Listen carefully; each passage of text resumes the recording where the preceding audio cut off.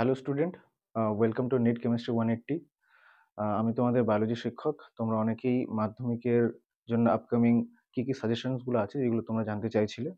তো আমি তোমাদের জন্য মোটামুটি ৫ নাম্বার যে কোশ্চেনগুলো রয়েছে সেই কোশ্চেনগুলো বানিয়ে নিচ্ছি, কারণ অনেকেই জানে শর্ট শর্ট কোশ্চেন কি কি আসতে পারে। ৫ নাম্বার কোশ্চেনে অনেকেই যারা আশাপ্রার্থী ছিলে, আমি তাদের জন্য ৫ নাম্বারের কোশ্চেন কিছু বানিয়ে নিয়ে এসেছি, প্লাস ডায়াগ্রাম। তো ডায়াগ্রাম রিলেটেড যে কোশ্চেনগুলো তোমাদের এবার আসতে পারে আর কি, সেই ধরনের আমি দুটো কোশ্চেন বানিয়েছি। তার মধ্যে একটা আছে মানুষের অক্ষিগোলকের লম্বচ্ছেদ, তার সাথে প্রতিবর্ত চাপ, এই দুটো কোশ্চেন থাকতে পারে।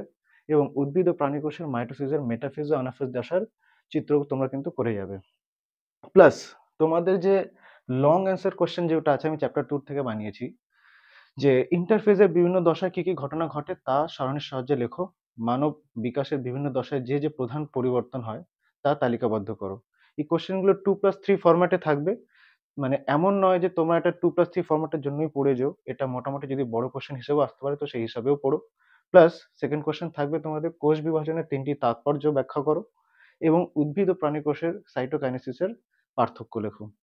এবং তৃতীয় প্রশ্ন, কোন জীবের জন্য প্রজনন গুরুত্বপূর্ণ কেন, মিয়োসিস বৈশিষ্ট্যগতভাবে মাইটোসিসের থেকে পৃথক, বক্তব্যটির যথার্থতা প্রমাণ করো। এই 3টে কোশ্চেন আশা করি তোমরা 5 নম্বরের জন্য কমন পেয়ে যেতে পারো। তো এই 3টে কোশ্চেন তোমরা দেখে যাও।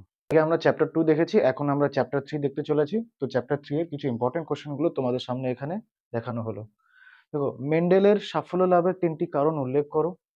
দুটি সংকর কালো গিনিপিগের মধ্যে সংকরায়ন ঘটালে F1 জনুতে উৎপন্ন অপত্য গিনিপিগের জিনোটাইপ ও ফিনোটাইপের অনুপাত নির্ণয় করো। 2 নম্বর, মেন্ডেল দ্বারা নির্মিত মটর গাছের 3 জোড়া প্রকট ও প্রচ্ছন্ন গুণ সারণীর সাহায্যে লেখো। এক সংকর জনন পরীক্ষা থেকে প্রাপ্ত মেন্ডেলের প্রথম সূত্রটি বিবৃত করো। একজন বর্ণান্ধ হিমোফিলিক মহিলা একজন স্বাভাবিক পুরুষকে বিবাহ করলেন। প্রথম অপত্য রূপে তাদের সন্তানদের মধ্যে বর্ণান্ধতার হিমোফিলিয়ার সম্ভাবনা বিচার করো। সন্ধ্যা মালতী ফুলের ক্ষেত্রে F2 জনুতে মেন্ডেলের বংশগতি সংক্রান্ত প্রথম সূত্রের বিচ্যুতি কিভাবে প্রভাবিত হয় তা সূত্রের সাহায্যে দেখাও।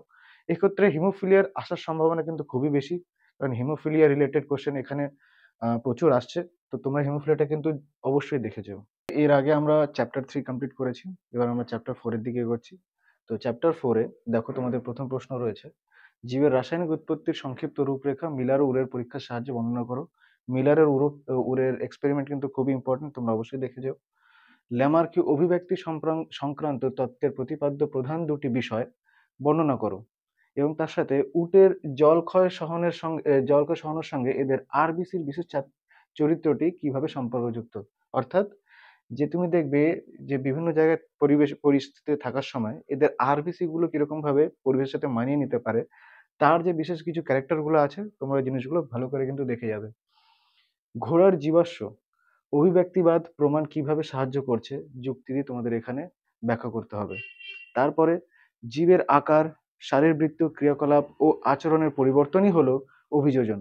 উদাহরণের সাহায্যে বক্তব্যের যথার্থতা প্রমাণ করো। অভিব্যক্তির ব্যাখ্যায় জীবাশ্ম নিষ্ক্রিয় অঙ্গের ভূমিকাও আলোচনা করো।